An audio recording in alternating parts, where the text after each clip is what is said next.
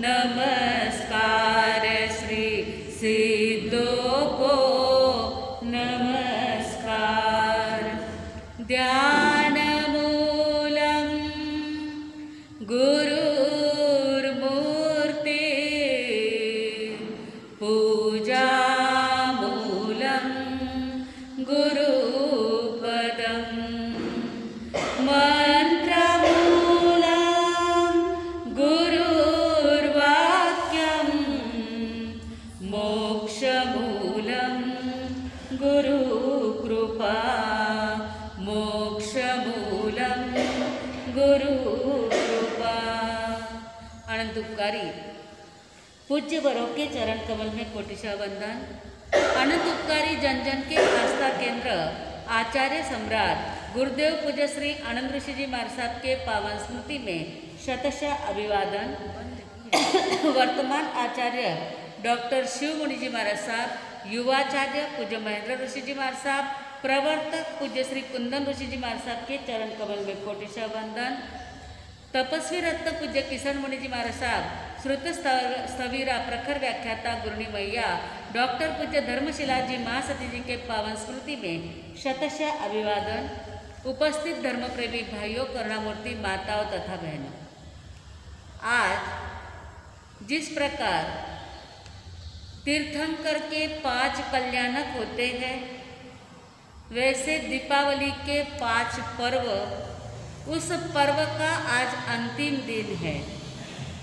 5 पर्व धनतेरस, चौदस, दिवाली, पाड़वा और आज का दिन क्या कहते हैं उसको, भाई बीज। भाऊबीज, भाई के बहन के घर भाई आज भोजन के लिए आते हैं। वैसे जैन धर्म में इतना इसका विशेष जीवन का कोई ज़्यादा महत्व नहीं है। हमारे तो भगवान महावीर स्वामी के साथ में भाई बीज जुड़ी हुई है। हमारा भाई बीज का जो पर्व है वो भगवान महावीर स्वामी के निर्वाण के बाद का जो वातावरण बना था उसका पर्व है। तो जो 4 पर्व पूरे हो गए हैं, 5वां पंचान्नी का पर्व जो आज भाई बीज का है, परसों यानी दीपावली के मध्यरात्रि के समय श्रवण भगवान महावीर स्वामी अपने शरीर को छोड़ करके कर्मों से मुक्त बन करके अकर्मा बने, यानी कर्म रहित बन गए। देह को छोड़ करके देहातीत बने। इस देह का भी उन्होंने त्याग कर दिया और वे देहातीत बन गए। नाम और रूप को छोड़ करके नामातीत और रूपातीत बन गए। अब उनका नाम महावीर है क्या? हम भाव से तीर्थंकर भगवान, अंतिम तीर्थंकर भगवान महावीर स्वामी है, इसलिए हम महावीर के भगवान महावीर स्वामी है ऐसा कहते हैं। परंतु आज तो उनका न कोई नाम है, वो तो सिद्ध की ज्योति में उनके अंदर आत्मा की ज्योति विलीन हो गई है। तो वो नामातीत बन गए हैं, रूपातीत बन गए हैं और संपूर्ण काल का क्षय करके कालातीत बन गए हैं। उनके लिए न भूतकाल, न भविष्यकाल, न वर्तमान काल, कोई भी काल का बंधन उनके पास में नहीं है। वो कालातीत बन गए हैं। ऐसी जगह पे वो पहुंच गए हैं जहाँ ना पुण्य है ना पाप है। क्या सिद्ध क्षेत्र में कोई पुण्य पाप? जहाँ सिद्ध मोक्ष गति है वहाँ पर ना कोई पुण्य है ना कोई पाप की झंझट है, ना जन्म है ना मृत्यु है। जन्म मृत्यु की कैद से भी मुक्त बन गए हैं। न राग है न द्वेष है, वहाँ से वो तो मुक्त बने, इसीलिए तो वितरागी बन गए हैं। वहाँ किसी भी प्रकार की गांठें नहीं है, ना रोग है ना शोक है। वह किसी भी प्रकार का कोई रोग शोक है क्या सिद्ध गति में? ऐसे जगह पे वो जाकर के पहुँचे हैं। सबको वहाँ ही जाना है। टिकट ले ली है क्या वहाँ जाने की? आपको और हमको सबको वहाँ जाना है कि नहीं जाना है? टिकट ली है क्या? कहाँ जाना है इतना तो भी पता है क्या? एक बार एक मुसाफिर मुसाफरी कर रहा था और टिकट चेकर आया। टिकट चेकर ने कहा टिकट वो एकदम हड़बड़ा जाता है, टिकट कहाँ रखी वो ही ध्यान नहीं। बैग खोलता, खीसे देखता है, बैग खोलता है, बैग में सब जगह देखा, बैग के सभी पॉकेट चेक किए, लेकिन कहीं पर भी टिकट नहीं मिल रहा है। तो टीसी ने कहा ठीक है भाई, टिकट चेक करने का ठीक है, नहीं मिलता है। वह जेंटलमैन व्यक्ति था, अच्छा व्यक्ति था, सज्जन व्यक्ति था, लगता नहीं था इसने टिकट नहीं ली होगी, इसलिए टिकट चेकर ऐसा ही आगे चला गया। तब दूसरी बार चक्कर उस टिकट चेक करने लगाई तो भी वह व्यक्ति बैग खोल करके चेक ही कर रहा था, टिकट कहाँ मिले कहाँ मिले कहाँ मिले। तो टिकट चेक करने का भाई मैंने आपको कह दिया, आप क्यों ढूंढ रहे हो इतनी टिकट, नहीं दी तो भी चलेगा, मुझे विश्वास है आपने जरूर टिकट ली ही होगी। तो वह व्यक्ति कहता है मैं आपके लिए टिकट नहीं ढूंढ रहा हूँ, लेकिन मुझे कहाँ जाना है वो मैं भूल गया हूँ, इसलिए मैं टिकट ढूंढ रहा हूँ। क्या ऐसी ही दशा आपकी नहीं है क्या? किसको कहाँ जाना है वो ही पता नहीं है, बस संसार चल रहा है, लेकिन हम क्या कर रहे हैं, कहाँ जाना है वह कुछ भी पता नहीं होने के कारण व्यक्ति हमेशा चतुर्गति में भ्रमण करता ही रहता है और उसे पता ही नहीं कि अब अपना अंतिम ध्येय क्या है, अंतिम स्टॉप क्या है। उसकी टिकट तो ले ही लेनी चाहिए। भगवान महावीर स्वामी जो मोक्ष गति में पहुंच जाते हैं, पाड़वे के दिन सभी देवलोक के देवता मिलकर के जो अंतिम क्रियाएं होती है वो सारी कर देते हैं और सभी अपने अपने घर चले जाते हैं। 18 देश के राजा नवमल्ली और नवलच्छी तो अपने अपने गांव चले जाते हैं और साथ साथ में और कौन आया होगा बताइए भगवान महावीर स्वामी की देशना सुनने के लिए? और कौन आया होगा? जैसे नवमल्ली नवलच्छी 18 देश के राजा प्रजा भी आई, तो भगवान महावीर स्वामी के भाई बहन भी तो आए होंगे ना। जब पता है कि अंतिम समय है तो भाई बहन भी आए थे। अब नंदीवर्धन भी अपने घर चला जाता है और बहन सुदर्शना भी अपने घर चली जाती है। सभी अन्य लोग तो अपने अपने घर चले जाते हैं। भगवान का विरह सबको लगता जरूर है, लेकिन जितना विरह का दुख सगे भाई बहनों को होता है उतना दुख अन्य प्रजा को नहीं होता है। ये ब्लड रिलेशन होता है, भले ही भाई भाई से बोले या ना बोले, भाई बहन बोले या ना बोले, लेकिन भाई बहन के ऊपर जो भी कोई आपत्ति विपत्ति आती है ना, तो जो दुख भाई भाई को और बहन बहन को भाई बहनों को होता है उतना दुख शायद ही अन्य किसी को होता होगा। बोल तो रेवे, नहीं बोलता रेवे, तो भी अंदर से तो अंतर आत्मा दुखी होती ही होती है। तो नंदीवर्धन राज्य में चले जाते हैं, राजपाट गादी सब कुछ है, लेकिन कहीं पर भी मन नहीं लग रहा है। महल में ऐसे ही घूम रहे हैं, इधर उधर देख रहे हैं, परंतु कहीं पर भी चित्त को शांति नहीं लग रही है। मन को इतना ज़्यादा अस्त व्यस्त मन हो गया है, क्या करूं क्या नहीं, कुछ सूझता नहीं है। सुदर्शना को भी पता था कि नंदीवर्धन को भाई के प्रति कितना प्यार है और इसकी क्या स्थिति हो गई होगी, यह देखने के लिए वह भाई के घर जाती है। देखती है नंदीवर्धन इधर के उधर घूम रहे हैं, लेकिन मन कहीं पर भी उनका लग नहीं रहा है। तब बहन सुदर्शना कहती है, भाई आपका मन कहीं भी नहीं लग रहा है, चलो 1-2 दिन मेरे घर पे चलो, थोड़ा सा मन बहलाना पड़ेगा। वो तो मोक्ष में पहुंच गए, उनके पीछे तो सारे कर्मों का क्षय हो गया, लेकिन हमें भी उसी रास्ते पे जाता है, थोड़ा तो मन को समझाना पड़ेगा। इस प्रकार कह करके सुदर्शना अपने भाई नंदीवर्धन को अपने घर लेकर के आती है। वह दिन था बीज का, आज कार्तिक शुद्ध बीज का वह दिन था और उस दिन जब नंदीवर्धन अपने बहन के घर जाते हैं और बहन उनको भोजन कराती है तो उस दिन के लिए भाई बीज का दिन कहा जाता है और वह प्रथा चालू हो जाती है कि हमेशा तो बहनें भाई के घर जाती है परंतु भाई बीज के दिन भाई बहन के घर आते हैं। इतना अपने यहाँ ना होते हुए भी फिर भी थोड़ा बहुत तो रहता ही है। तो ये सुदर्शना अपने नंदीवर्धन भाई को कहती है, श्री महावीर भगवान हुए निर्वाण कहाँ से लाऊं, अब कैसे तुझे समझाऊं। बहन कहती भाई मैं तुझे कैसे समझाऊं। तब भाई कहता है, श्री महावीर भगवान हुए निर्वाण कहाँ से लाऊं, मैं कैसे भोजन खाऊं। मैं भोजन कैसे कर सकता हूँ, मेरा तो खाने में भी मन नहीं लगता है, कुछ भी मन नहीं लगता है, रोते जाते हैं।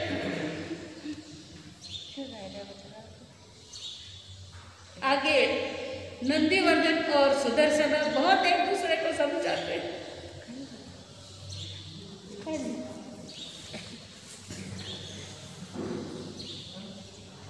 इस प्रकार से भाई बहन एक दूसरे को बहुत समझाते हैं।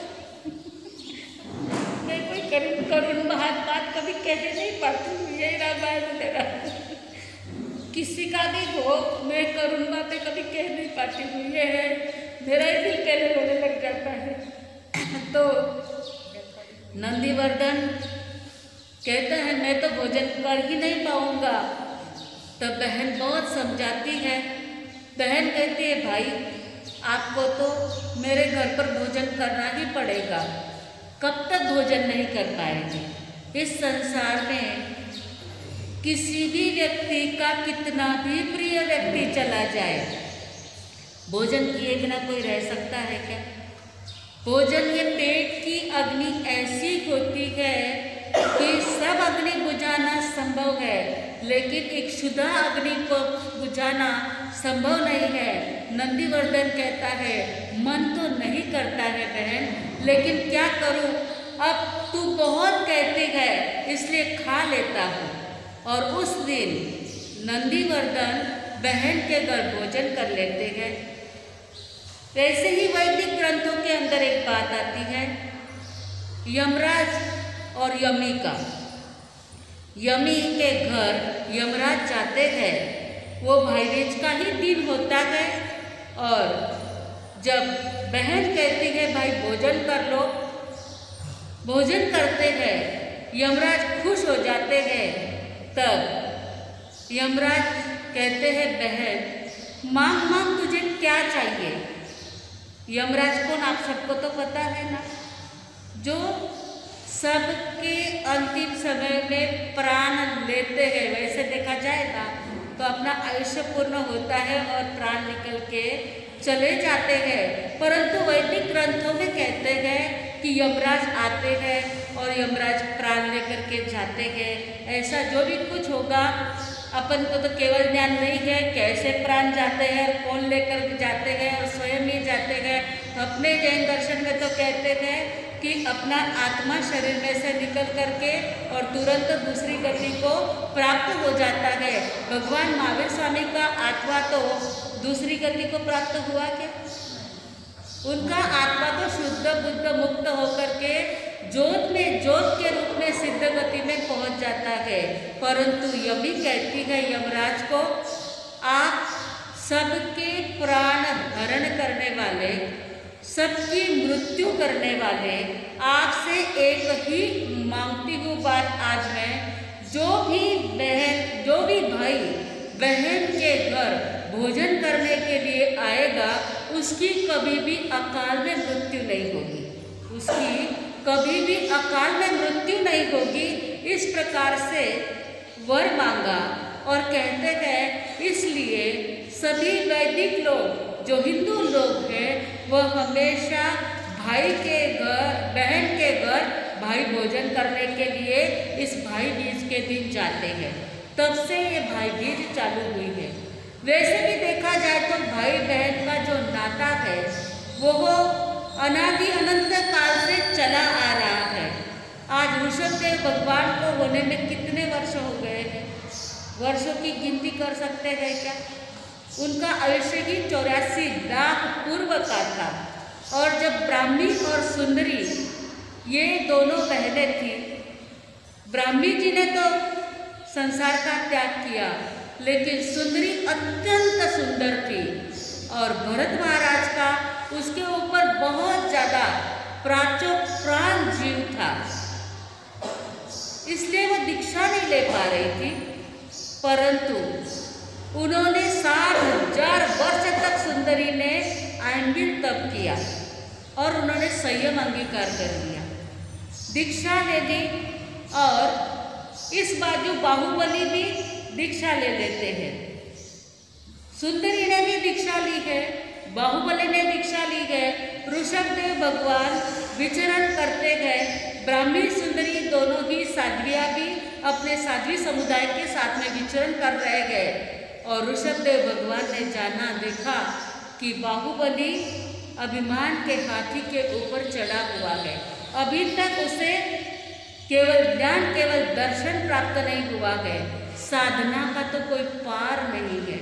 इतनी साधना कठिन है कि यदि एक क्षण के अंदर भी वह चित्त को निर्मल बना दे तो केवल ज्ञान, केवल दर्शन हो जाए। परंतु चित्त अनिर्मल किस कारण से बना हुआ था? क्या मन में क्या भाव थे? मेरे छोटे भाइयों को वंदन नहीं करूँगा। कितना छोटा सा निमित्त था, इतना छोटा सा निमित्त केवल ज्ञान, केवल दर्शन को अटका रहा था। और जब ऋषभदेव भगवान से इशारा मिला तो ब्राह्मी और सुंदरी तुरंत अपने भाई को जगाने के लिए, मोह निद्रा से जगाने के लिए जाती है। और जहाँ पर बाहुबली खड़े हैं वहाँ जाकर के कहती है, वीरा मोरा गज थकी हेठा उतरो, गज चढ़िए केवल ना होए रे। हे मेरे भाई, आप हाथी के ऊपर से नीचे उतरो। हाथी पर बैठ कर के केवल ज्ञान नहीं हो सकता है। तब बाहुबली विचार करते हैं, मैं कौन से हाथी के ऊपर बैठा हूँ? मैंने तो राजपाट, घर बार, परिवार सब छोड़ दिया। अरे इतना तो क्या, खाना पीना भी छोड़ दिया। ध्यानस्थ जंगल में खड़ा हूँ और मुझे बहनें कह रही है कि वीरा मोरा गज तक की हेठा उतरो। ब्राह्मी सुंदरी समझाती है, अरे देखो तो सही, आपके शरीर के ऊपर घास उग गए हैं। मत कर अभिमान मारा वीरा रे, मत कर अभिमान मारा वीरा रे। मारो वीरो, मारो वीरो, पड़ गयो धीरो रे। मत कर अभिमान मारा वीरा रे। मान हाथी सु हेठा रे उतरो, मान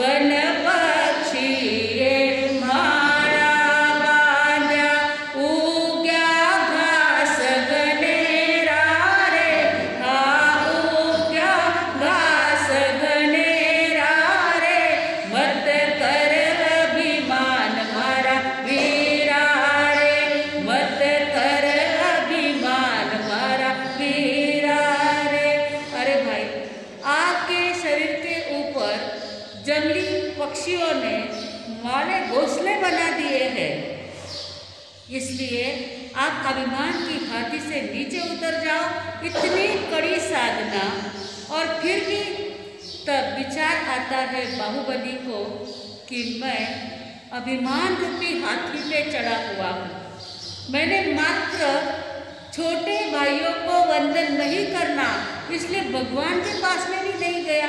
तीर्थंकर परमात्मा ऋषभदेव भगवान उनके भी चरण में नहीं पहुँचा। बस अब तुरंत ही जाता हूँ दर्शन करने के लिए ऋषभदेव भगवान के, और वहाँ जितने मेरे छोटे भाई गए सबको वंदन करूँगा। मन में से अहंकार का शल्य चला गया और तुरंत केवल ज्ञान, केवल दर्शन प्राप्त हो गया। ये किसकी कृपा थी? बहन की। ऋषभदेव भगवान ने भेजा और बहन ने भाइयों को जगाया। बहुत सारी बहनें अपने भाइयों को ऐसे ही जगाती रहती है, और बहनों के कारण बहुत सारे भाइयों को अच्छी गति भी मिल जाती है। देखो, बाहुबली को बहनें नहीं समझाती तो शायद और कितने ही वर्षों तक वे अभिमान के हाथी पर चढ़े ही रहते, केवल ज्ञान, केवल दर्शन प्राप्त नहीं होता। परंतु योग संयोग की बात हो जाती है, निमित्त मिल जाता है, अहंकार उतर जाता है और वंदन करने के लिए चले जाते हैं। आपके भी मन में ऐसा कुछ थोड़ा सा भी द्वंद्व होगा कि हम भाई के घर नहीं जाएंगे या बहन के घर नहीं जाएंगे, या भाई भाई के घर नहीं जाएंगे, बहन बहन के घर नहीं जाएंगे। कितनी भी साधना आराधना करो, कितनी भी सामायिक करो, कितने भी तपश्चर्या करो, लेकिन थोड़ा एक भी व्यक्ति के साथ में किसी भी प्रकार का कोई शल्य रह गया हो, माया शल्य, नियान शल्य, मिथ्या दर्शन शल्य, ये मिथ्या दर्शन शल्य है, झूठी बात है। ये शल्यों को छोड़ देंगे तो हमारी साधना का जो फल होता है वो ज़्यादा अच्छा होता है। फल तो इस प्रकार से शल्य निकल गया, मिथ्या जो झूठी बात मन में बैठ गई थी बाहुबली की, वो निकल गई तो केवल ज्ञान, केवल दर्शन प्राप्त हो गया।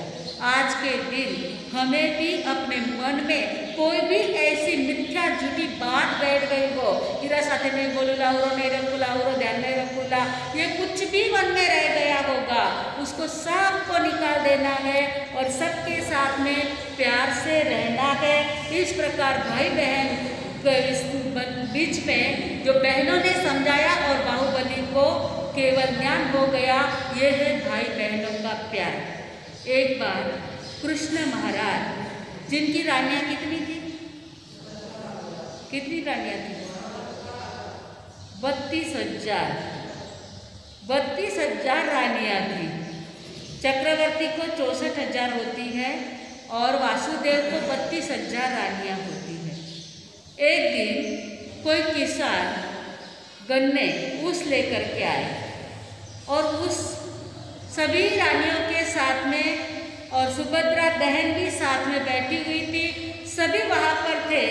और जैसे ही गन्ने आए तो तुरंत छुरी लेकर के कृष्ण महाराज गन्ने काटने लग गए, सुधारने लग गए, उसका छिलका उतार उतार के सबको खिलाने लग गए, खाने लग गए।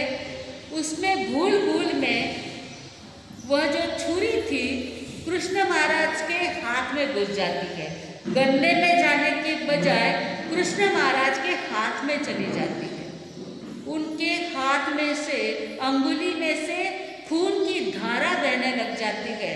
सभी रानियां भागती है, रुक्मिणी आदि सभी रानियां भागती है। राजा के राज दरबार में आटा पाटा बहुत चलता है, लेकिन पिंडा पाटी करने के लिए पट्टी नहीं मिलती है। बराबर है ना? सब भरजरी कपड़े रहते हैं, तो वो कपड़े, फटे कपड़े कहाँ मिलने वाले थे? सब नए कपड़े थे। और किसी के हाथ में से खून निकला तो कोई पुराना कपड़ा लेकर के पूछते हैं या नए कपड़े लेकर के पूछते हैं? बताइए। हाँ, पुराना कपड़ा। सभी रानियाँ, इतनी पैसे वाली राजा की रानियाँ, वासुदेव की रानियाँ, लेकिन कपड़ा ढूंढने के लिए भागती है। लेकिन सामने कौन बैठी है? सुभद्रा फटाक से उठती है, अपनी साड़ी की पट्टी फाड़ती कृष्ण महाराज के हाथ को बांध देती है। कहते हैं द्रौपदी ने भी ऐसा ही एक बार कोई कारण पड़ने से कृष्ण महाराज को एक चिन्नी बांधी थी और इसी के कारण द्रौपदी का चिरहरण जब हुआ तो उस चिन्नी के बदले में द्रौपदी के चीर को बढ़ाते गए। ये होता है भाई बहनों का प्यार। क्यों रानियों के पास में साड़ी नहीं थी? रानियां अपनी साड़ी फाड़ नहीं सकती थी, लेकिन जो प्यार भाई बहन का होता है वह प्यार पत्नी का भी नहीं होता है। यह अनुभव शायद आपने किया या नहीं किया मुझे पता नहीं है, परंतु ये भाई बहनों का प्यार और उसमें छोटी छोटी बातों को लेकर के कभी कभी लोग बहुत मन में कुछ द्वंद्व करके बैठ जाते हैं। तो ऐसा द्वंद्व न चलाने के लिए ये भाई बीज संदेश देती है। तो आज के दिन किसी के भी मन में भाई के प्रति बहन को या बहन के प्रति भाई को या भाई के प्रति भाई को कोई भी प्रकार का कोई भी द्वंद्व मन में रह गया हो तो उसको निर्मूलन कर देना है, तो ही हमारा आत्मा शुद्ध बन सकता है। तो कहने का मतलब यही है, एक बार एक पहाड़ के ऊपर एक सन्यासी चढ़ रहे थे। उसी पहाड़ के ऊपर एक लड़की, छोटी लड़की थी और वह अपने छोटे भाई को कंधे पे उठा करके चढ़ रही थी। सन्यासी ने देखा मैं खाली हाथ से ऊपर पहाड़ पे चढ़ रहा हूँ तो भी मुझे सांस लग रही है, चढ़ना मुश्किल हो रहा है, और ये लड़की अपने भाई को लेकर के ऊपर चढ़ रही है। तो सन्यासी उस लड़की को पूछते हैं, बहन तुझे बोझा नहीं लगता है? अपने भाई को उठा करके ऊपर लेके जा रही है, तुझे बोझ नहीं लगता है क्या? तब बहन कहती है, it is not burden, he is my brother. It is not burden, he is my brother. ये बोझ नहीं है, ये मेरा भाई है। आज आप घर में भी देखती होंगी, लड़कियों को देखते होंगे, लड़कियों के पास में यदि 2 किलो का सामान उठाने के लिए देते हैं ना, तो वो 2 किलो का सामान उठा नहीं पाती है, परंतु अपने 5-7 किलो के भाई को उठा उठा के फिरती है कि नहीं फिरती है? अपने भाई को गोदी में लेके घूमती है, नहीं उठाया जाता तो भी जबरदस्ती से उठा उठा के फिरती है। क्यों? उतना प्यार होता है भाई के प्रति। और ये प्यार जो होता है उसकी तुलना हजारों लाखों करोड़ों रुपए के साथ में भी कभी भी हो नहीं सकती है। तो इस प्रकार भाई बीज का संदेश कहता है कि भाई बहन के प्यार को अक्षुण्ण रखना होगा, कभी भी उसमें कमी नहीं आने देनी होगी। और वैष्णव धर्म के हिसाब से जो भी भाई बहन एक दूसरे से प्यार रखते हैं, भाई बीज के दिन जो बहन के घर भोजन करते हैं उसकी अकाल में मृत्यु नहीं होती है। जो होगा सो होगा, अपने को उससे कोई लेना देना नहीं है। हमारा जैन दर्शन ये की बात कहता है, हम वैर भाव नहीं रखेंगे तो हमारी अकाल में मृत्यु तो क्या अगति यानी दुर्गति तो नहीं होगी, इतनी बात पक्की है ना। किसी ने और इस दुनिया में कौन किसका भाई और कौन किसकी बहन है ये अपने को पता है क्या? बताइए। इस जन्म में जो भाई बहन है उसको हम भाई बहन कहते हैं, लेकिन अनंत जन्म हो गए हैं, तो अनंत जन्मों में आप भी हमारे भाई बहन रह चुके होंगे या नहीं रह चुके होंगे? आप एक दूसरे के भाई बहन रहे होंगे कि नहीं रहे होंगे? तभी तो एक जगह पे आकर के मिलते हैं। किसी का परिचय क्यों होता है? कोई पूर्व जन्म का संस्कार होता है, पूर्व जन्म का ऋणानुबंध होता है, तभी तो एक दूसरे को मिलते हैं। तो दुनिया का हर एक जीवात्मा हमारा भाई और बहन ही हो गया कि नहीं? हर एक जीवात्मा बराबर है ना। तो मैत्री भाव सभी जीव के साथ में होना चाहिए, तो सभी हमारे भाई बहन ही हो गए। तो जगत के किसी भी जीवात्मा के साथ में हमारा वैर होना ही नहीं चाहिए। आज के दिन जगत के सभी जीवों को हम खमत खाना करके कभी किसी के प्रति वैर भाव नहीं रखेंगे, उसका ध्यान रखना है। तो जगत के सभी जीवों को सबसे पहले हम खामेनी सभ्य जीवा के पाठ से खमन खामना कर लेंगे। खामे मी सवे जीवा खमन तुम्हें, मिट्टी में सब येसु वेरम मचम के नहीं। हम जगत के सभी जीवों को खमाते गए, खमाते गए, खमाते गए। बोलो, हम जगत के सभी जीवों को खमाते गए, खमाते गए। जरा आवाज जोर में काढ़ो ना। हम जगत के सभी जीवों को खमाते गए, खमाते गए, खमाते गए। बोलो, हम जगत के सभी जीवों को खमाते गए, खमाते गए, खमाते गए। सभी जीव हमें क्षमा करे, क्षमा करे, क्षमा करे। सभी जीव हमें क्षमा करे, क्षमा करे, क्षमा करे। सभी जीवों के साथ हमें मैत्री भाव है, मैत्री भाव है, मैत्री भाव है। सभी जीवों के साथ हमें मैत्री भाव है, मैत्री भाव है, मैत्री भाव है। किसी के साथ हमें वैर भाव नहीं है, वैर भाव नहीं है, वैर भाव नहीं है। किसी के साथ हमें वैर भाव नहीं है, वैर भाव नहीं है, वैर भाव नहीं है।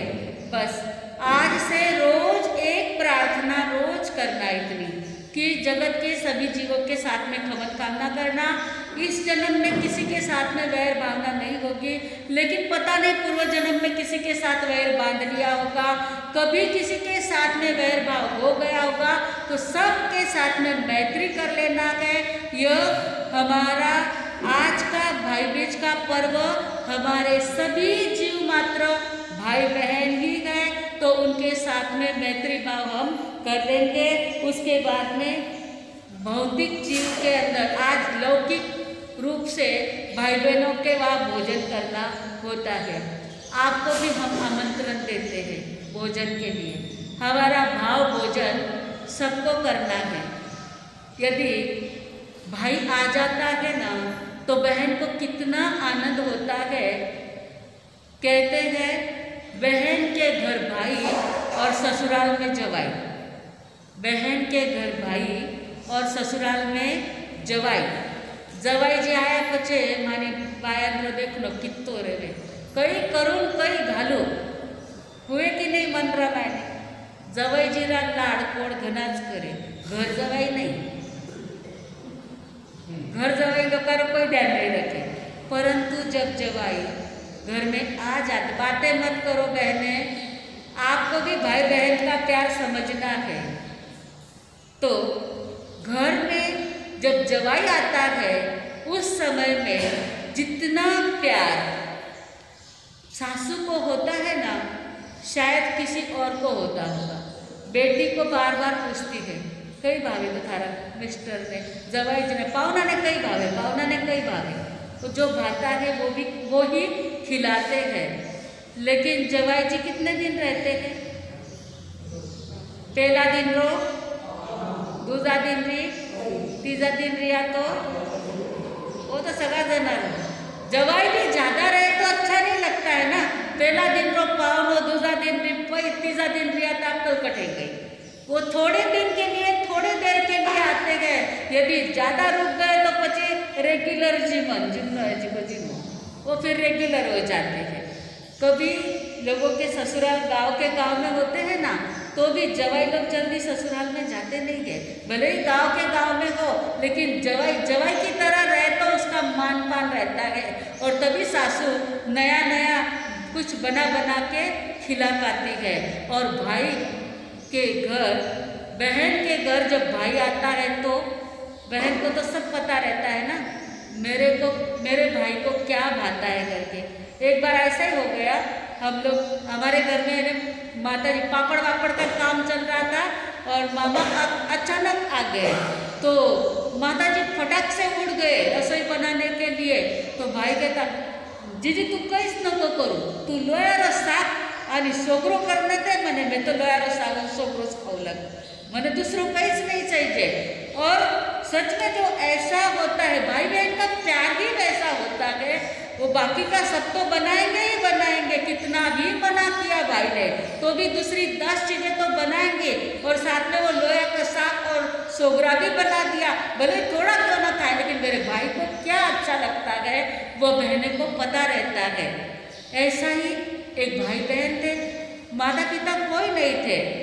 अपने बहन को बड़े लाड़ प्यार से भाई ने बड़ा किया, उसकी शादी कर दी, वह ससुराल चली गई। ससुराल गई, बहुत बड़े पैसे वाले के घर अपने बहन को दिया। भाई विचार करता है अब मैंने बहन को तो करना दिया, माता नहीं पिता नहीं, मेरी भी शादी हुई नहीं है, तो अब मैं घर में अकेले अकेले तो मेरा दिन नहीं निकलता है। ये घर तो खाने को उठ रहा है, इसकी अपेक्षा मैं थोड़े दिन के लिए ना परदेश चला जाऊँ, अच्छा कमा करके आऊँ तो अच्छा रहेगा। इसलिए बहन को कहता है बहन मैं थोड़े दिन के लिए परदेश जा रहा हूँ। तो बोले ठीक बात है, लेकिन एक ध्यान रखना, आप भले परदेश में जाओ या कहीं पर भी जाओ, लेकिन भाई बीज का दिन मत भूलना। भाई बीज के दिन अवश्य मेरे घर भोजन के लिए तो आपको आना ही पड़ेगा। भले परदेश से आए तो भी चलेगा, कितना ही खर्चा लगे, लेकिन भाई बीज के दिन आपको आना पड़ेगा। और भाई तो चला जाता है परदेश। इस बाजू बड़े घर में बेटी को दे दिया, परंतु कभी भी बेटी को देते वक्त पैसे वाले देखने की अपेक्षा संस्कारी धार्मिक परिवार है या नहीं, वह देखना अत्यंत आवश्यक है। पैसे वाले के घर में पैसा ज़्यादा रहता है, प्यार कम रहता है। और इन भाई बहनों का इतना प्यार था, इतनी लाड़ प्यार में भाई के माँ बाप के लाड़ प्यार में पहले पली और बाद में भाई ने भी बड़ा प्यार दिया। परंतु जैसे ही ससुराल जाती है तो ससुराल में बार बार सासू ननद टोकती रहती है, पियर में ना माँ है ना बाप है, ऐसा है ना वैसा है, भाई भी परदेश चला गया। जब भाई बहन का ध्यान नहीं रखते हैं ना, तब ससुराल वाले परेशान ज़्यादा करते हैं। और जिसके बहन को भाई लोग ध्यान रखते हैं, ससुराल वाले की ताकत नहीं है उस लड़की को कुछ कर सके। लेकिन जब ससुराल वाले देखते हैं इसके पिए वाले लोग कुछ ध्यान ही नहीं देते हैं, तो फिर परेशान करने में कुछ बाकी नहीं रखते हैं। अब ये परदेश चला गया, बहन को बार बार टोका जा रहा है, कुछ न कुछ जली कटी सुनाई जाती है। वह बहन दिन दिन दुबली होती जाती है, उसके शरीर के सारे प्राण निकल जाते हैं। क्योंकि हमारे में कौन से प्राण हैं? श्रोतेंद्रिय, चक्षुंद्रिय, घ्राणेन्द्रिय, रसेंद्रिय, स्पर्शेंद्रिय, मन वचन काया, श्वासोश्वास और आयुष्य। और इन बल प्राणों का ही हरण रोज हो रहा है। कान में कटु शब्द रोज पड़ रहे गए, नजारा ऐसा गंदा नजर आ रहा है और सद्गुण की सुगंध तो बिल्कुल भी नहीं है। भोजन तो अच्छा मिल रहा है, लेकिन किसी को जली कटी सुना दो और सामने बादाम का हलवा रखो, अच्छा लगेगा? उसको खाना भी अच्छा नहीं लगता है। वह भाई बीच की राह देखती रहती है और भाई भी परदेश से निकल गया है, लेकिन निकला किसमें? जहाज में निकला। भाई बीच पास में आ गई है और बंदर पर जहाज अटक गए हैं। अब ये बहन चातक पक्षी की तरह भाई का इंतजार कर रही है और भाई को पता है कि बहन मेरा बहुत ज़्यादा इंतजार करती होगी।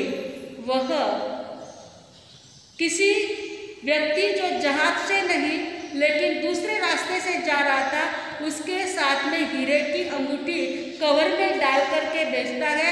मैं भाई बीच को पहुंचा तो बहुत अच्छी बात है, लेकिन जहाज निकले कि मैं तुरंत पहुंचूंगा, जहाज में बहुत सामान है, मैं छोड़कर भी नहीं आ पा रहा हूँ, इसलिए मैं तेरे को गिफ्ट भाई बीच की भेज रहा हूँ।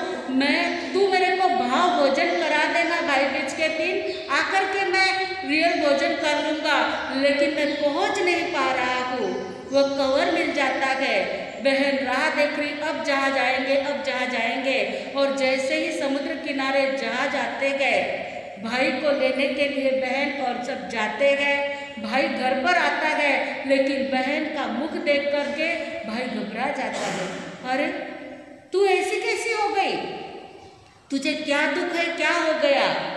बहन कहती है कुछ नहीं, अब मैं आपको कुछ भी कहना नहीं चाहती, आप मिल गए बस हो गया, लेकिन तू शादी करेगा, तुझे लड़की होगी तो एक ध्यान रखना, तू संस्कारित परिवार में अपनी बेटी को देना, पैसे वाला घर मत देखना।